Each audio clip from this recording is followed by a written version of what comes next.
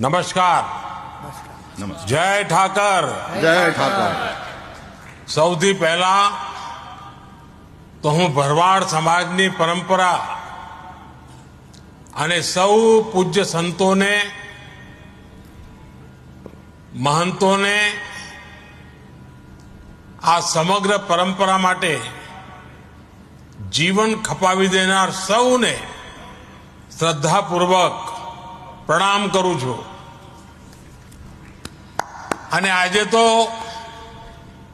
ખુશી અનેક ગણી વધી ગઈ છે. આ વખતે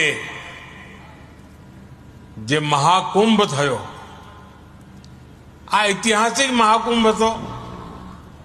પણ આપણા માટે ગૌરવની વાત એ કે મહાકુંભના આવા પુણ્ય અવસરે મહંત શ્રી રામબાપુજીને મા મંડલેશ્વર એની પદવી પ્રાપ્ત થઈ.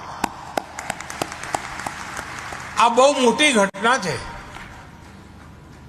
અને આપણા બધા માટે અનેક ગણી ખુશીનો અવસર છે.